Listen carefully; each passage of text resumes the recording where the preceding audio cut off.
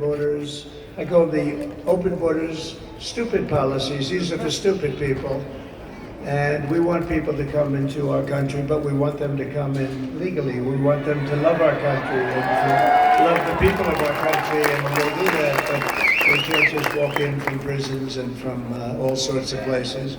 Do you know the crime rates are down in many places, in many cities outside of this country? Because it's all over the world. They're coming in from the Congo. They're coming in from, crime rates are down in Venezuela by 70%, 72%, because they're taking their criminals and depositing their criminals in the United States of America. Thank you very much. And the United States is now an occupied country, but it will soon be an occupied country no longer. We are an occupied country. When you see what's going on in Colorado, and I think Colorado's going to vote big for Trump too. They were the ones, the governor over there, he's a weak, ineffective, radical left lunatic. He doesn't know what to do because in Aurora they're taking over the whole place. But you know what he tried to do? He wanted to get me off the ballot, and the people of Colorado were not happy about it, including Democrats. And we won 9-0 in the Supreme Court. That's what we had to do because of Colorado. And Colorado said, we're going to vote for Trump. That was their form of rebellion. So I hope you do that. I hope you vote for Trump. November 5th, 2024 will be Liberation Day in America. On day one, I will launch the largest deportation program in American history. I will rescue every city and town that has been invaded and conquered, and we will put these vicious and bloodthirsty criminals in jail or kick them the hell out of our country. Yeah! To expedite removal of the Tren-de Aragua and other savage gangs, I will invoke the Alien Enemies Act of, listen to this, 1798. That's an old one. You have to go back that far because as we've grown and grown, our politics and politicians have become weaker and weaker. Our laws don't mean anything. It's so bad what's happening to our country, and we're becoming a very unsafe country, but we're going to be a lot more unsafe when you realize that all of the criminals from every country in the world is being deposited right into our nation, and we're not going to take it. But we're using the Alien Enemies Act, think of that, 1798, boy, that's a long time ago, to target and dismantle every migrant criminal network operating on American soil, and it gives tremendous authority to everybody to straighten out our country. We've got to have a country, we've got to have borders, we've got to have fair elections, we've got to have a free press. Look how many people are back there. They're just so many bad. They're so fake, so many of them, they're fake. They're fake. And if these monsters come back into our country, it's an automatic 10 years in jail with no possibility of parole.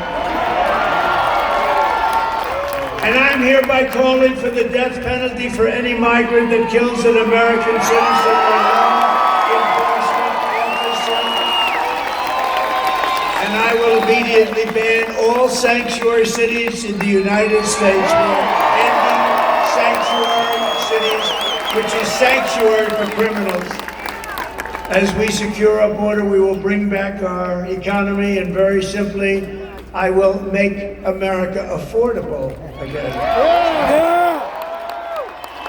There's these lunatics who we have running our government. They've allowed inflation to rise to a level that we've never seen before, and it's not affordable. They've come down, the prices came down, and now they're going shooting back up again. It's terrible. The job, we've got to get those costs down, and I'm going to get them down. You know how I'm going to get them down? We're going to drill, baby, drill. We're going to drill, baby, drill. And we're going to get interest rates down too. They were at 2% with me, and now they're at 10, 11, 12, 13, 14%, and you can't get the money even if you want to pay it. Kamala Harris cast the deciding votes that launched the worst inflation in our country's history. She cost a typical American family over $30,000 in higher prices. Think of that, $30,000. And now Kamala a disaster who shouldn't be allowed to run. She has no right to be running.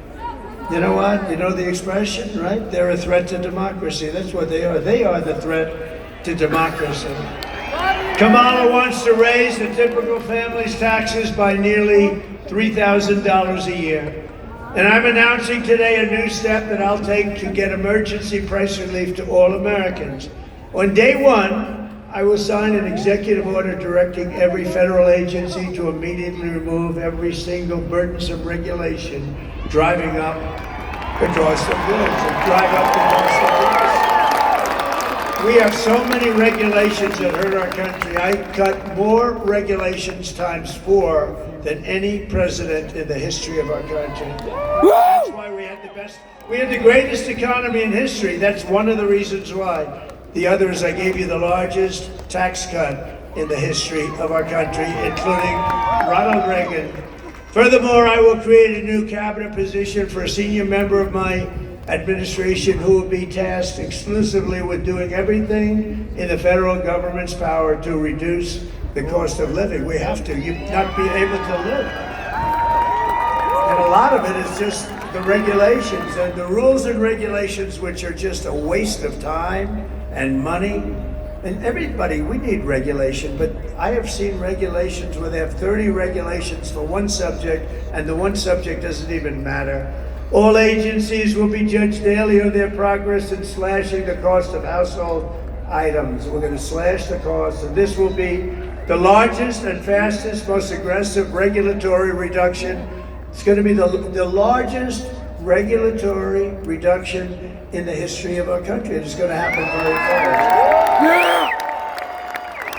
Using just very conservative estimates, we will save the typical household $7,000 in the first year alone. With no impact to your life, dude. No impact at all. Just a waste of money. Uh-oh. Yeah! Oscar. The Oscar. Pretty amazing, right? Pretty amazing. They've had some difficulty, but pretty amazing. We will end the inflation nightmare immediately and create a record jobs boom, the likes of which you've never seen before. And we had a record. Think of it, 4 years ago, we were energy independent.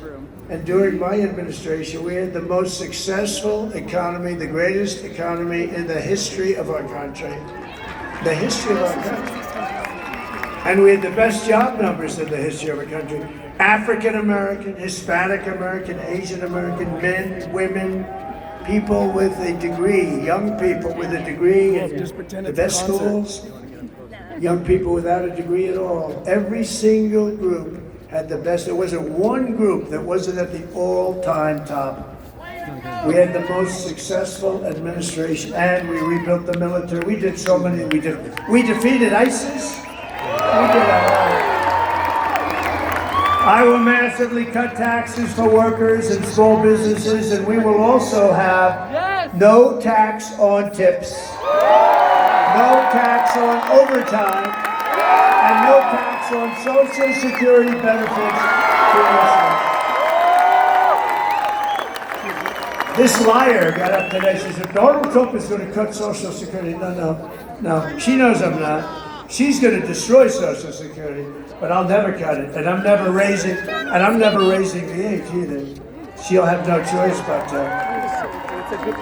But what I will cut is the tax on Social Security, so she's already confused. No, she is a liar. And I'll also support a tax credit for family caregivers who take care of their parents or a loved one, a husband, wife. And they deserve it. You know, without them, you wouldn't have enough hospitals in this country if you doubled them up. You have unbelievable people, angel moms. You have unbelievable people that do a great job, and they're entitled to that. On behalf of the great people of New Mexico, I will end Kamala's war on American energy. You're not going to have any energy. You know, they talk about Pennsylvania, no fracking. If you don't have energy, they're going to take it away. They want to go all electric, everything all electric. Oh. They want, even in the military, they want all electric army tanks. There's only one problem, they don't work. But they will be environmentally friendly as you blast your way into various enemy cities, right? We'll do it we will blast our way through into a city in an environmentally friendly way. You know what happens? The battery is so big and so heavy that you will have to carry it in like a wagon on the back, okay? They'll be pulling a battery along in a wagon, and the battery's so heavy, they don't even know if the tank is gonna have the power to do it. The whole thing is crazy. It doesn't go far. It doesn't have the right torque. These are minor details. The whole tank is so heavy that if it goes over a bridge, you're gonna have to rebuild all the bridges. Same thing with the trucks. They wanna make all trucks, all electric. The problem is they weigh 2.5 times more because of the battery. They don't go far enough. And because of the weight, by the way, it would mean we would have to build and rebuild. Every bridge in the United States of America has to be rebuilt to handle the weight of all electric trucks. I said to the head of the trucker, one guy's 28,000 trucks. I said, that's a lot. He's been buying them his whole life. He said, I've been buying trucks for 50 years, sir, and every year they got better, bigger, stronger, more beautiful. We build those apartments on the back of that trailer right now, sir. You'd be proud to live in one of them. I said, I don't know about that. I'm not sure. Maybe I would. I probably would. They're beautiful, you see. But every year, he said, for 50 years, they've gotten more efficient. They've gotten better. And now they want us to go all electric. And we'd be going back 50 years and much more. 50 years ago, a truck was better than the best electric truck today.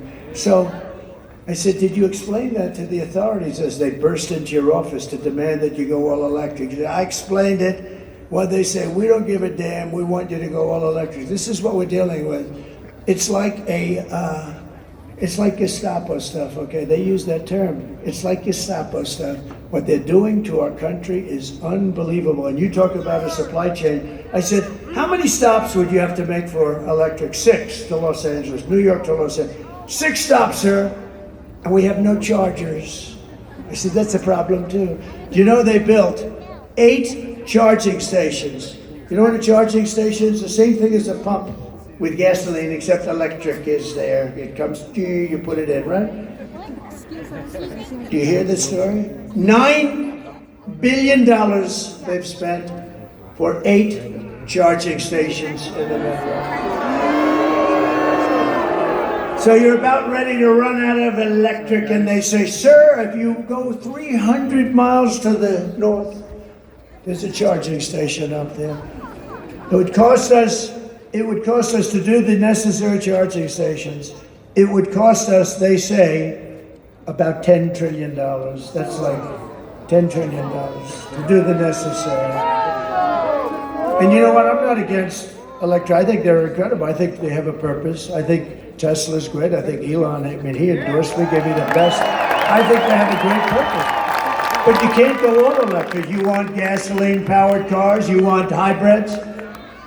You want hybrids, you want a lot of different things. New things are emerging, but you can't have that. But they want all electric within a very short period of time. Also, they're going to all be made in China, you know that. We have gasoline, we have all the gasoline you could ever. They have, and it's clean too, they have what's necessary for batteries, China. So why are we playing into their hands?